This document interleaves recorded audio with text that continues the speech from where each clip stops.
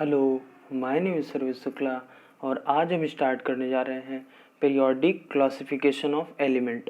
मतलब class 10th का जो पीरियोडिक वाला चैप्टर है उसके कुछ थ्योरी पार्ट हम आज स्टार्ट करेंगे और इसको पूरा का पूरा जितना हो सकेगा इस वीडियो में हम कंप्लीट करेंगे। तो हमारा सबसे पहला हेडिंग है कि डोबेराइनर ट्रायड्स क्या होते हैं। मतलब डोबेराइनर ट्रायड्स होते क्या है एक्चुअल में। तो वैसे हम 118 एलिमेंट जानते हैं और ज़्यादा से ज़्यादा एलिमेंट हम अभी भी ढूंढ रहे हैं, अभी भी कई मिलने वाले हैं कुछ दिन बाद, सम ईयर एगो और सम ईयर आफ्टर मिले हैं और मिलेंगे, ये तो ख़त्म नहीं होगा। लेकिन जब शुरुआत हुई थी तो कैसे क्या सेटअप हुआ था, कौन सा एलिमेंट कहाँ रखा गया था, ये सब हम तो पढ़ ही सकते हैं।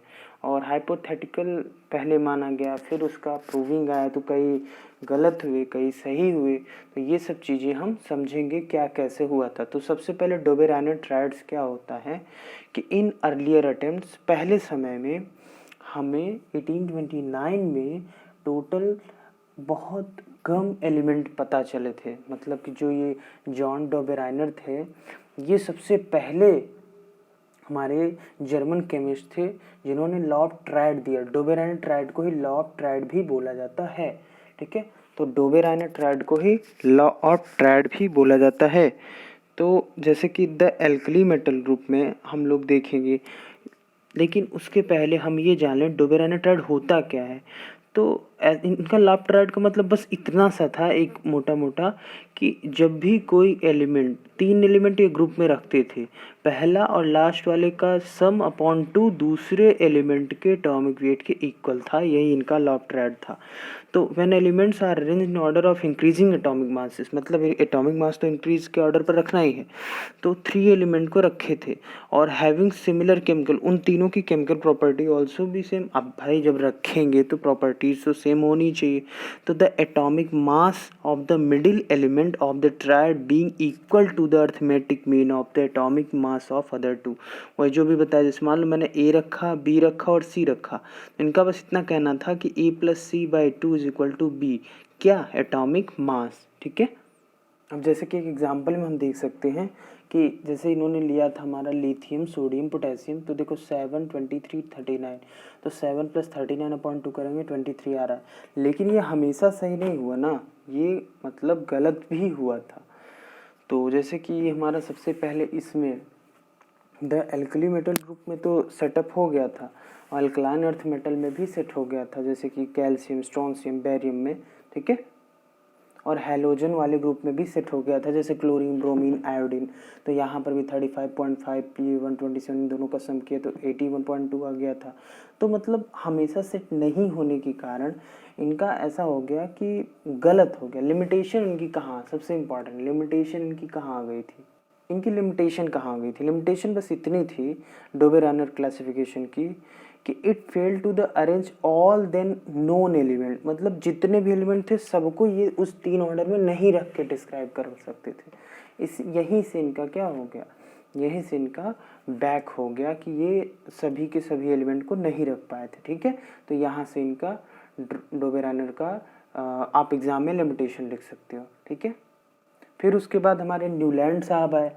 न्यूलैंड साहब ने क्या किया, ये 1864 में, ये इनको लग रहा है गाने वाने का बहुत शौक था, तो 1864 में इन्होंने क्या किया कि पूरा का पूरा सारे गा मा पा धा नी सा, जैसे हम लोग पढ़ते ना वैसे ही ये सेटअप किए कि सा रे गा मा पा धा नी और फिर सा, तो मतलब हर सातवां एलिमेंट। वैसे ही when element are arranged in the order of increasing atomic masses, the properties of the eighth element, मतलब फर्स्ट और एट्थ का, जैसे हाइड्रोजन है, देखो हाइड्रोजन के बाद 1 2 3 4 5 6 7, मतलब उसके बाद 7th मैंने बोला था, वही चीज़ है कि हाइड्रोजन के बाद उसका जस्ट 8वां, उसको लेकर 8वां, उसको छोड़कर 7वां, तो हाइड्रोजन और फ्लोरीन का सेम। तो इनका कहना ये था, लेकिन ये गड़बड़ भी यहाँ भी हो गई, गड़बड़ी तो होती ही है। ये तो इनऑर्गेनिक है, बट अभी तो केमिस्ट्री में आप समझोगे 11th में इनऑर्गेनिक है, इनऑर्गेनिक इज अ एक्सेप्शन। तो भैया यही बस इतना है कि when elements are arrange in the order of increasing atomic masses, यहाँ भी एटॉमिक मास को इंक्रीज करके इन्होंने बनाया, जैसे कि यहाँ पर डोबेराइनर जी ने बनाया था, वैसे ये भी इंक्रीजिंग एटॉमिक मास के बेसिस पर ही बनाए हैं, ठीक है। फिर उसके बाद इन्होंने वही किया, इंक्रीजिंग एटॉमिक मास और the property of the eighth element starting from a given element are a repetition of the properties of the first element, जैसे कि यहाँ पर मैंने बताया, ठीक है।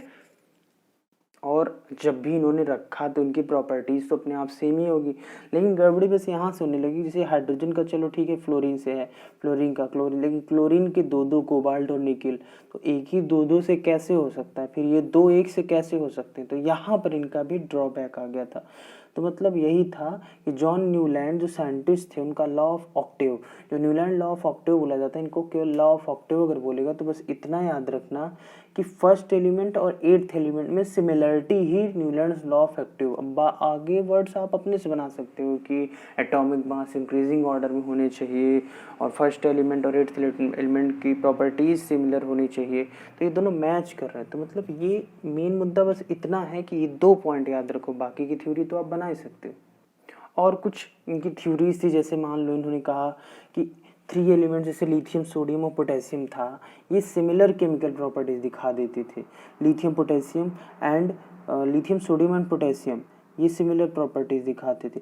Late us add another example Newland law of octave, जैसे कि all the 3 elements beryllium magnesium calcium posses similar property, जैसे कि यहाँ देखो लिथियम सोडियम पोटेशियम बेरिलियम वाला कॉन्सेप्ट ये सब सेम दिखा देते, ठीक है। और फिर अब आगे चलेंगे तो बट क्या हुआ कि Newlands classification of element based on his law of Octave, तो न्यूलैंड का लॉ ऑफ ऑक्टेव के बेसिस पर होता था।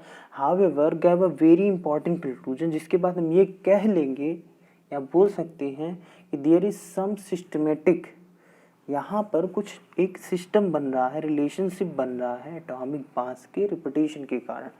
तो Newland law of octave were applicable, मतलब इनका लिमिटेशन कहाँ आ गया, ये 4 पॉइंट है लिमिटेशन के, आप याद रखोगे तो अच्छी बात है। जैसे कि पहला है हमारा कि क्या है, पहला है हमारा Newland law of octave was applicable to the classification of element up to calcium only, मतलब ये केवल और केवल कहाँ तक हुआ, कैल्शियम तक, यहाँ तक, इसके बाद सब गड़बड़ी होने लगी, मतलब ये बोरान को अगर बोले क्रोमियम के साथ तो नहीं होगा, ठीक है, तो कैल्शियम तक ही रह गया, तो ये पहला इनका था।